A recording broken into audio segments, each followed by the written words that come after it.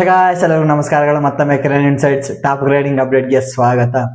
ಮೊದಲನೇ ಅಪ್ಡೇಟ್ಗೆ ಹೋಗ್ಬಿಡೋಣ, ಯಾವ್ದು ಡಿಲೇ ಇಲ್ದಂಗೆ. ಮೊದಲನೇ ಅಪ್ಡೇಟ್ ಏನಂದ್ರೆ ದಿನೇಶ್ ಕಾರ್ತಿಕ್ ಒಂದು ಸ್ಟೇಟ್ಮೆಂಟ್ ಕೊಡಿದ್ರೆ, ಅದು ನಮ್ಮ ಕರ್ನಾಟಕದ ದೇವದತ್ ಪಡಿಕ್ಕಲ್ ಬಗ್ಗೆ. ಎಲ್ಲರಿಗೂ ಗೊತ್ತಿರಾಗೆ ದೇವದತ್ ಪಡಿಕ್ಕಲ್ ಇನ್ಫಾರ್ಮ್ ಅಲ್ಲಿ ಇದಾರೆ, ಸಖತ್ ಫಾರ್ಮ್ ಅಲ್ಲಿ ಇದಾರೆ, ಕನ್ಸಿಸ್ಟೆಂಟ್ ಆಗಿ ಪ್ರದರ್ಶನ ಕೊಡ್ತಾ ಇದಾರಲ್ವಾ.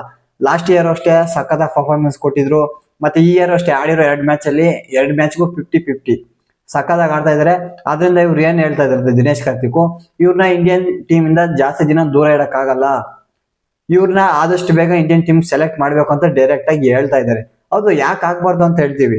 ಇವರು ಲಾಸ್ಟ್ ಸೀಸನ್ ಸಖತ್ ಫಾರ್ಮ್ ಅಲ್ಲಿದ್ದಾರೆ. ರಣಜಿ ಟ್ರೋಫಿಯಲ್ಲೂ ಇರ್ಬೋದು, ವಿಜಯ ಹಜಾರೆ ಟ್ರೋಫಿ ಇರ್ಬೋದು, ಪ್ರತಿಯೊಂದರಲ್ಲಿ ಇವ್ರು ಸಖತ್ ಪರ್ಫಾರ್ಮೆನ್ಸ್ ಕೊಡ್ತಾ ಇದಾರೆ. ಮತ್ತೆ ಈ IPL ಅಲ್ಲೂ ನೀವು ನೋಡಿದಿರಲ್ವಾ, 2 ಮ್ಯಾಚಸ್ಗೆ 50-50 ಇಲ್ಲೂ ಸಖತ್ ಕನ್ಸಿಸ್ಟೆಂಟ್ ಆಗಿ ಪ್ರದರ್ಶನ ಕೊಡ್ತಾರೆ. ಇನ್ಯಾವ ತರ ಆಡ್ಬೇಕು, ನೆಕ್ಸ್ಟ್ ಇವ್ರಿಗೆ ಚಾನ್ಸ್ ಕೊಡ್ಲೇಬೇಕು. ನೋಡೋಣ ಚಾನ್ಸ್ ಕೊಡ್ತಾರಲ್ಲ, ದಿನೇಶ್ ಕಾರ್ತಿಕ್ ಮಾಗಾದ್ರು ಕೇಳ್ಕೊಂಡು ಇಂಡಿಯನ್ ಟೀಮ್ ಅಲ್ಲಿ ಚಾನ್ಸ್ ಕೊಡ್ತಾರಲ್ಲ, ನೋಡೋಣ.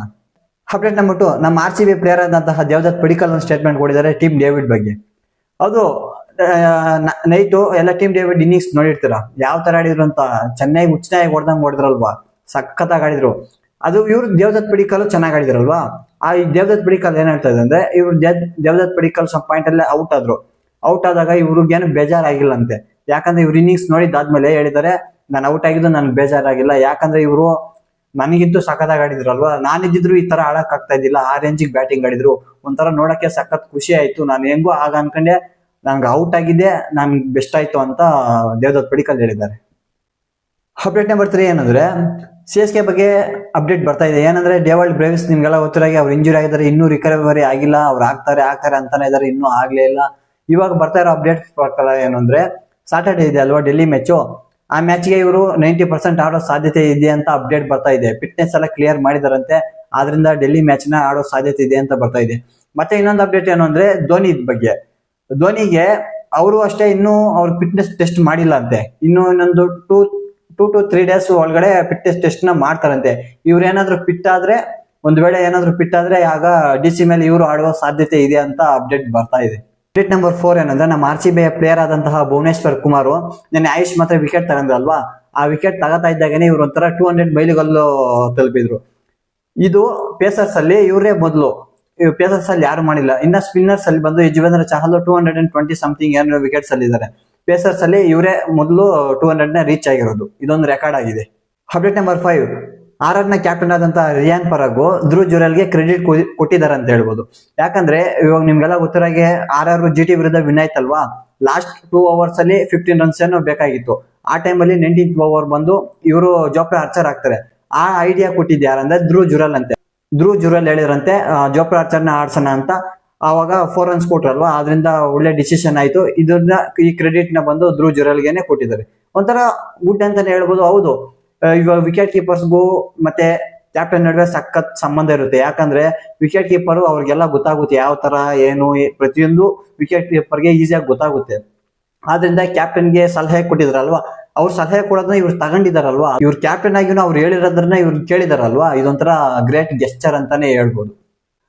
ಅಪ್ಡೇಟ್ ನಂಬರ್ 6 ಏನಂದ್ರೆ, ಚೆನ್ನೈ ನೆನ್ನೆ ಸೋತಾದ್ಮೇಲೆ ಋತುರಾಜ್ ಗಾಯಕ್ವಾಡ್ ಒಂದು ಸ್ಟೇಟ್ಮೆಂಟ್ ಕೊಟ್ಟಿದ್ದಾರೆ. ಇವ್ರು ನೋಡಿದ್ರೆ ಪಾಪ ಅನ್ಸುತ್ತೆ. ಯಾಕಂದ್ರೆ ಇವ್ರು ಯಾವ ತರ ಇವ್ರು ಕ್ಯಾಪ್ಟನ್ಸಿಲ್ ಮ್ಯಾಚಸ್ ಸೋಲ್ತಾ ಇದಾರೆ ಅಂದ್ರೆ, ವಿನ್ ಅಂದ್ರೇನೆ ಮರ್ತೋಗ್ಬಿಟ್ಟಿರ್ತಾರೆ. ಆ ತರ ಪ್ರತಿ ಮ್ಯಾಚ್ ಸೋಲು ಅನ್ನೋದಾಗ್ಬಿಟ್ಟಿದೆ, ಆ ತರ ಆಗ್ಬಿಟ್ಟಿದೆ. ಇದಾದ್ಮೇಲೆ ಒಂದು ಸ್ಟೇಟ್ಮೆಂಟ್ ಕೊಟ್ಟಿದ್ದಾರೆ. ಏನಂದ್ರೆ, ಇವ್ರೇನಾದ್ರೂ ಬ್ಯಾಟಿಂಗ್ ಅಲ್ಲಿ ಸ್ವಲ್ಪ ಪರ್ಫಾರ್ಮೆನ್ಸ್ ಕೊಟ್ಟಿದ್ರೆ ಒಂಥರ ಬೇರೆ ಡಿಫ್ರೆಂಟ್ ಆಗಿರ್ತಾ ಇತ್ತು ಅಂತ. ಯಾಕಂದ್ರೆ ಇವ್ರು ಸ್ಟಾರ್ಟಿಂಗ್ ವಿಕೆಟ್ಸ್ ಕಳ್ಕೊಂಡ್ರು. ಈ 250 ಟಾರ್ಗೆಟ್ ನ ಚೇಸ್ ಮಾಡ್ಬೇಕಾದಾಗ ನೀವು ಸ್ಟಾರ್ಟಿಂಗ್ ಅಲ್ಲಿ ಬ್ಯಾಟಿಂಗ್ ಅಲ್ಲಿ ಕಾಂಟ್ರಿಬ್ಯೂಷನ್ ಮಾಡ್ಲೇಬೇಕು. ಇವ್ರು ಕಾಂಟ್ರಿಬ್ಯೂಷನ್ ಮಾಡಿಲ್ಲ. ಇವರು ಕಾಂಟ್ರಿಬ್ಯೂಷನ್ ಮಾಡಿದಂಗೂ ಲಾಸ್ಟ್ ಅಲ್ಲಿ ಲೋಯರ್ ಆರ್ಡರ್ ಅಲ್ಲಿ ಸ್ವಲ್ಪ ರನ್ಸ್ ಸ್ಕೋರ್ ಮಾಡಿ ನಿಯರ್ 200 ಅಲ್ಲಿ ತನಕ ಹೋದ್ರಲ್ವಾ. ಆದ್ರಿಂದ ಇವ್ರೇನ್ ಹೇಳ್ತಾ ಇದಾರೆ, ಇವರು ಸ್ವಲ್ಪ ಏನಾದ್ರು ಸ್ಟಾರ್ಟಿಂಗ್ ಅಲ್ಲಿ ಕಾಂಟ್ರಿಬ್ಯೂಷನ್ ಮಾಡಿದಿದ್ರೆ ಇನ್ನು ಏನೋ ಬೇರೆ ಆಗ್ತಾ ಇತ್ತು, ವಿನ್ ಆಗೋ ಚಾನ್ಸಸ್ ಇತ್ತು ಅಂತ ಹೇಳ್ತಾ ಇದಾರೆ. ಮತ್ತೆ ಇವ್ರ ಸೋಲನ್ನ ಇವ್ರ ಮೇಲೆ ಹಾಕತಾ ಇದಾರೆ, ನನ್ನಿಂದಾನೇ ಸೋತಿರೋದು ಅಂತ ಅವ್ರ ಮೇಲೆ ಅವ್ರು ಹಾಕತಾ ಇದಾರೆ.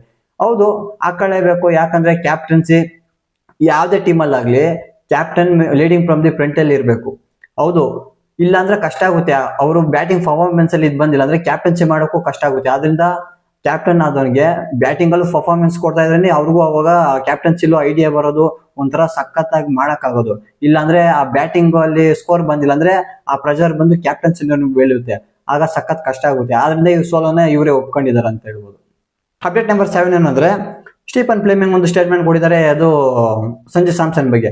ಇವರು ಲಾಸ್ಟ್ 2 ಮ್ಯಾಚ್ ಆಡಿದ್ರು, 2 ಮ್ಯಾಚಲ್ಲಿ ಪರ್ಫಾರ್ಮೆನ್ಸ್ ಕೊಡೋಕ್ಕಾಗಿಲ್ವಲ್ಲ, ಅದಕ್ಕೆ ಸ್ಟೀಫನ್ ಫ್ಲೆಮಿಂಗ್ ಏನ್ ಹೇಳಿದಾರೆ ಅಂದ್ರೆ, ಇವರು ಸ್ವಲ್ಪ ಕಷ್ಟ ಪಡ್ತಾ ಇದ್ರು ರನ್ ಸ್ಕೋರ್ ಮಾಡಕ್ಕೆ ಋತುರಾಜ್ ಗಾಯಕ್ವಾಡ್ ಜೊತೆ ಅಲ್ವಾ.